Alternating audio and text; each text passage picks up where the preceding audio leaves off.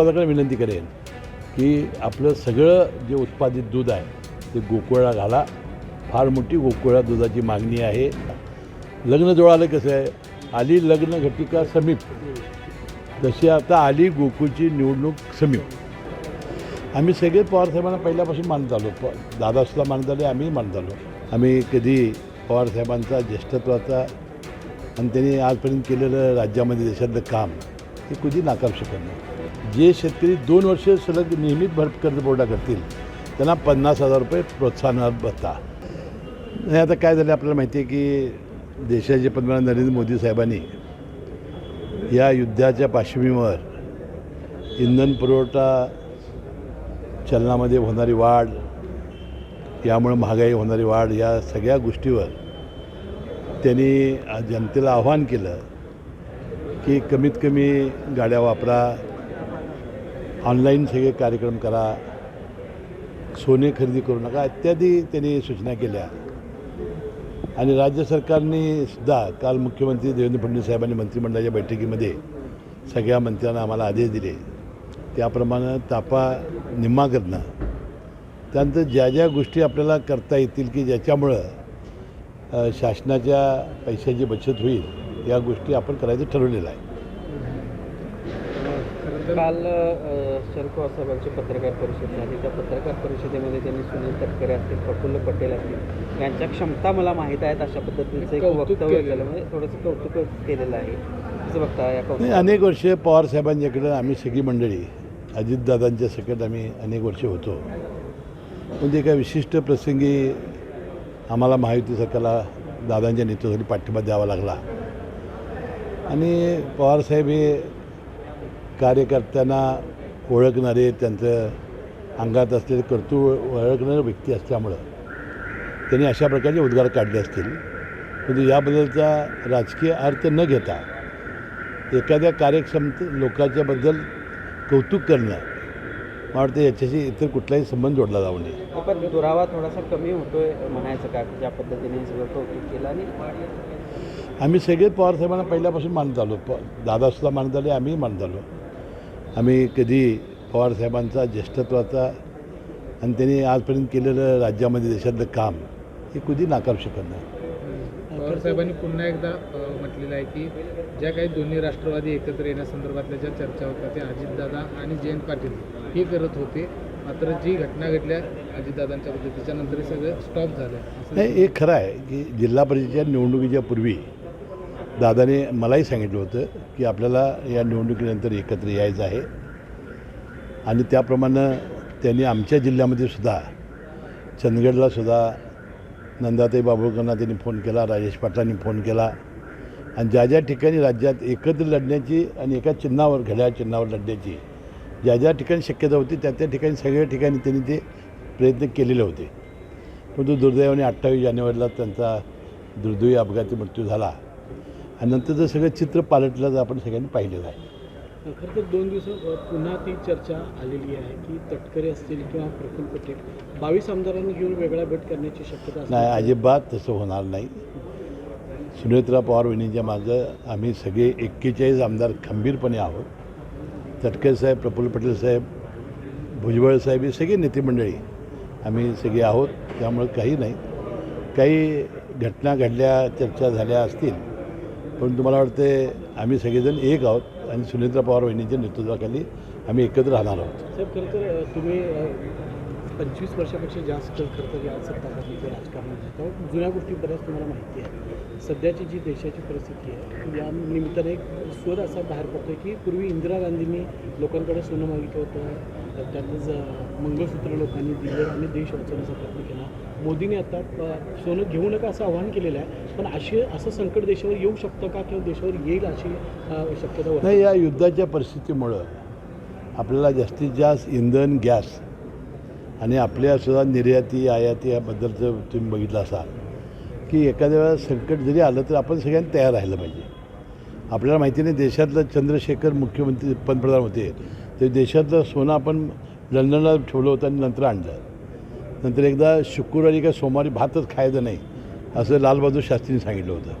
असे ज्या ज्या वेळेला संकट येतील त्यावेळेला देशाचे प्रधान आव्हान करतात आणि जनता त्याची अंमलबजावणी करत असते.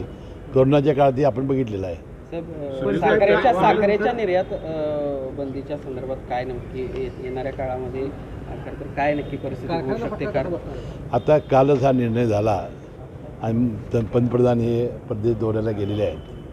मी मुख्यमंत्र्यांना आम्ही कारखानदार पुन्हा एकदा भेटून आम्ही केंद्र सरकारला विनंती करणार आहोत की आता फार मोठी आर्थिक संकटामध्ये हे कारखाने सापडलेले आहेत. जिल्हा मध्यवर्ती बँकेचा चेअरमन म्हणून आणि एक कारखानदार म्हणून मला वाटतं ही कारखानदारी पुढं चालणं फार अवघड आहे. जर साखरेला दर वाढले नाहीत, MSP जर वाढवली नाही, जर आपण इथेनॉल घेतलं नाही, इथेनॉलचे दर वाढवले नाहीत, तर पुढच्या वर्षी अनेक कारखाने हे चालू होतील का नाही माझ्या मनामध्ये शंका आहे. त्याशिवाय FRP वाढते आहे, पगार वाढतो आहे, मेंटेनन्स खर्च वाढतो आहे, वाहतूक तोडणीचे दर वाढत आहेत आणि त्यामुळे गंभीर प्रश्न यानंतर निर्माण होणार आहेत. आपल्याला दिल्लीला जाऊनच पंतप्रधान नरेंद्र मोदी साहेब असतील, अमित शहा साहेब यांना सांगावं लागेल आणि यातून निश्चितपणे मार्ग काढावा लागेल. नाहीतर कारखानदारी ही एक अतिशय धोक्याच्या उंबरठ्यावर उभी आहे. साहेब, सुनील तटकरे साहेब प्रदेशाध्यक्ष आहेत का नाही हे अद्याप स्पष्ट होत नाही. निवडणूक आयोगाला जे पत्र होतं त्यामध्ये फक्त ते आमदार आहेत अशा पद्धतीचा उल्लेख, खासदार आहेत अशा पद्धतीचा फक्त उल्लेख नाही आहे की आमची जी केंद्राची जे आमचं ऑफिस बेरर आहे त्यामध्ये त्यांचं आहे तो ते आज तरी प्रदेशाध्यक्ष आहेतच. आता गोकुळच्या निवडणुकीबाबत सर्वोच्च न्यायालयाने निर्णय दिलेला आहे. त्याबद्दल वेगवेगळे अर्थ हे अधिकारी काढतायत. आता आपल्याला माहिती आहे की लग्न सराई संपलेली आहे.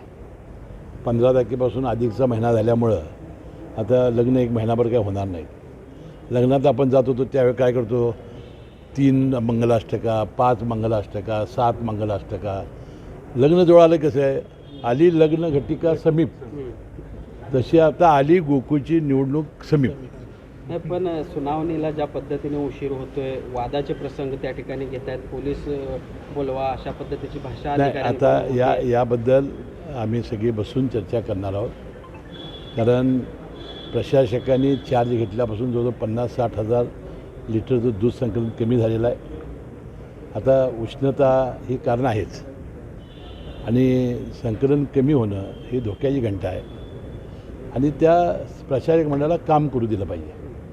आणि प्रशासक मंडळाने सुद्धा गोकुळच्या नावाला डाग लागेल, गोकुळचा ब्रँड बदनाम होईल असं काम करता कामा नये, राजकारणामध्ये फारसं भाग घेता कामा नये. आणि हे राजकारणामध्ये काही अधिकारी भाग घेत असल्यामुळं हे प्रकरण उद्भवलेलं आहे. मला वाटतं अजूनही मी सर्व कार्यकर्त्यांना समजावून सांगेन आणि दूध उत्पादकांना विनंती करेन की आपलं सगळं जे उत्पादित दूध आहे ते गोकुळला घाला.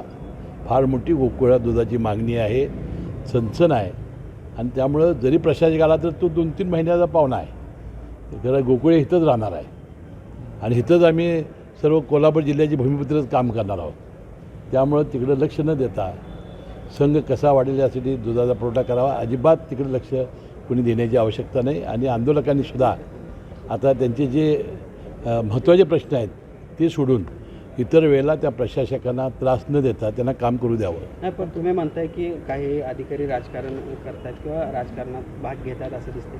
मग अशा अधिकाऱ्यांवर काही कारवाई संदर्भात किंवा नाही, आता कारवाईचा संबंध नाही. आता मी दिला इशारा, तो जाता जाता दिला इशारा पुरे आहे. आजपासून पेट्रोल आणि डिझेलची दरवाढ झालेली आहे.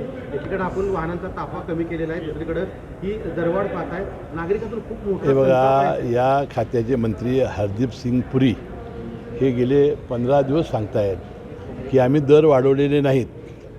आम्ही अनेक दर वाढूनसुद्धा आम्ही दर वाढवलेले नाहीत. आता दर वाढवण्याशिवाय पर्याय नाही आणि एकदम जागतिक जी परिस्थिती निर्माण झालेली आहे तेलाची, त्याबद्दल ही अपरिहार्यता आहे, हे आपण मान्य केलं पाहिजे. साहेब, राज्यामध्ये नीट परीक्षा संदर्भात एक मोठा घोटाळा आलेला आहे. पुणे असेल, नाशिक ही केंद्र दिसत आहेत. कसं बघताय संपूर्ण प्रकार? आता या नीट परीक्षेमध्ये धागेदोरे सापडलेले आहेत. CBIनं लक्ष घातलेलं आहे. आता पुन्हा परीक्षा काहीतरी 21 तारखेपासून पुन्हा नीटची होते. आता यावेळेला ती चांगल्या पद्धतीने करण्याबाबत मला वाटते केंद्र सरकार लक्ष देईल.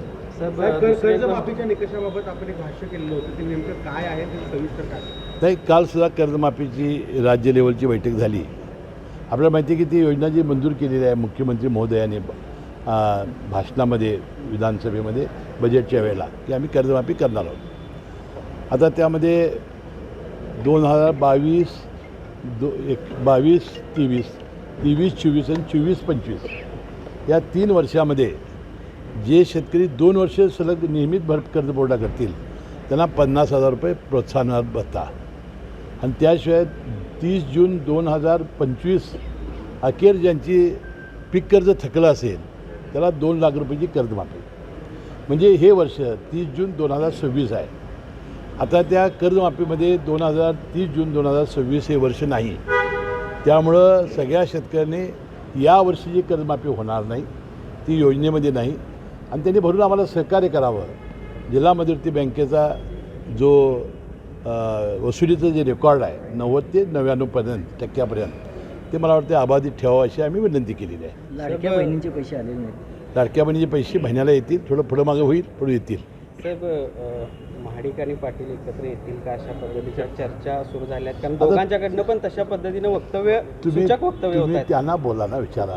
पण अहो त्यांना विचारा ना. पाटील देखील तुमचे चांगले मित्र आहेत, महाडिक देखील तुमचे आहे चांगलं. आता आमच्या चांगले युतीतच आहेत संबंध ना, युतीतच आहेत.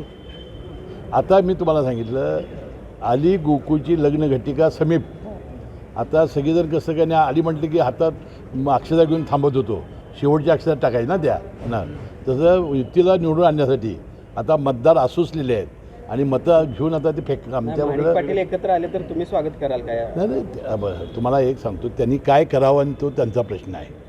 परंतु युती म्हणून आम्ही लढणार आहोत आणि युतीची सत्ता या ठिकाणी येणार आहे. शिवाजी पाटील शांत झाले का? मला काय माहिती काय तुम्ही त्यांना नाही. मला त्यांचं काही माहिती नाही. परंतु ते 5-7-8 दिवस ते शांत आहेत. मला वाटते जरी शांत असले तरी ते विधानसभेचे आमदार आहेत, आमचे सहकारी आहेत. ठीक आहे, काही भावना त्यांच्या भडकल्या असतील, बोलले असतील, परंतु आता ते काही वक्तव्य करत नाही. मी त्यांचा आभारी आहे.